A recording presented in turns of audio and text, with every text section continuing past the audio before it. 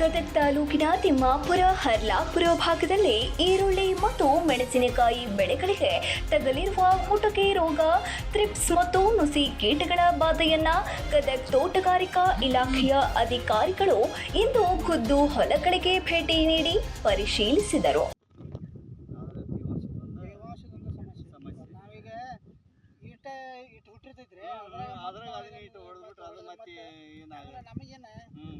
ಔಷಧ ಇದನ್ನು ಸಾಯ್ಬೇಕು ಅಂದ್ರೆ ಗಿಡನೂ ಲಾಭ ಆಗಿರ್ಬೇಕು. ನಾವು ಯಾವ್ದು ಮತ್ತೆ ಇನ್ನೊಂದು ಏನಾಕೈತ್ರಿ, ಮೈಟ್ ಅಟ್ಯಾಕ್ ಆತಂದ್ರೆ ಹೂವಾಗಲ್ಲ, ನಾಳೆಗೆ ಇದನ್ನ ಆಗಲ್ಲ. ಸರ್ ಇದೆ ಹೂವು 50% ಕಡಿಮೆ, ಜಾಸ್ತಿ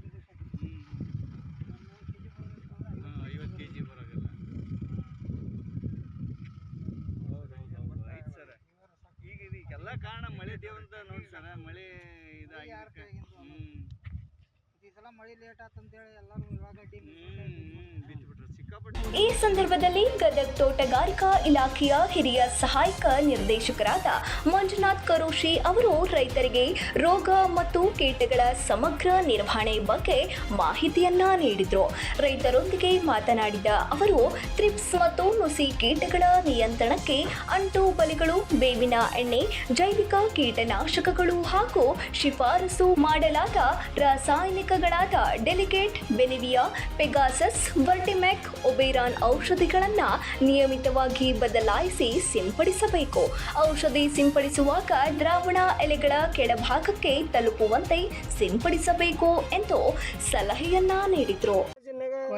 ಕೊರಾಜಿನ್ ಈಗ ಮೊದಲು ತುಟ್ಟಿತ್ರಿ, ಈಗ ಸ್ವಲ್ಪ ಅದ್ರ ರೇಟ್ ಕಡಿಮೆ ಆಗೈತಿ.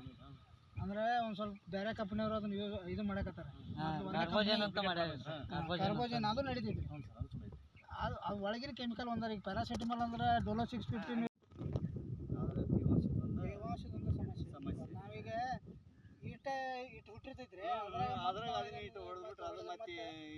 ನಮಗೇನು ಔಷಧ ಇದನ್ನು ಸಾಯ್ಬೇಕು ಅಂದ್ರೆ ಗಿಡನೂ ಲಾಭ ಆಗಿರ್ಬೇಕು. ಈ ಸಂದರ್ಭದಲ್ಲಿ ಕರ್ನಾಟಕ ರಾಜ್ಯ ರೈತ ಸಂಘದ ಗದಗ ಜಿಲ್ಲಾ ಅಧ್ಯಕ್ಷ ಯಲ್ಲಪ್ಪ ಹೆಚ್ ಬಾಬರಿ ಅವರು ಮಾತನಾಡಿ, ಸಾವಿರಾರು ರೂಪಾಯಿ ಖರ್ಚು ಮಾಡಿ ಬಿತ್ತನೆ ಮಾಡಿದ ಬೆಳೆ ರೈತನ ಕಣ್ಣೆದುರೇ ನಾಶವಾಗುತ್ತಿದೆ. ಸರ್ಕಾರ ತಕ್ಷಣ ಮಧ್ಯಪ್ರವೇಶ ಮಾಡಿ ಪರಿಹಾರ ಮತ್ತು ಬೆಳೆ ವಿಮೆ ಕೊಡಿಸಬೇಕು ಎಂದು ಒತ್ತಾಯಿಸಿದರು. ಇದೇ ಸಂದರ್ಭದಲ್ಲಿ ಶಿವಾನಂದ ಬಾನಿ, ರೈತ ಸಂಘದ ಗ್ರಾಮ ಘಟಕದ ಅಧ್ಯಕ್ಷ ಹುಚ್ಚೀರಪ್ಪ ಜೋಗಿನ, ವೆಂಕಟೇಶ್ ಸತ್ಯಪ್ಪನವರ್, ಕಿರಣ್ ಜೋಗಿನ, ಫಕೀರಪ್ಪ ಹಂಚನಾಳ್, ಮುತ್ತಪ್ಪ ಗಾಣದ ಇನ್ನೂ ಮುಂತಾದ ರೈತರು ಪಾಲ್ಗೊಂಡಿದ್ದರು. 9 ಲೈವ್ ನ್ಯೂಸ್ ಗದಗ.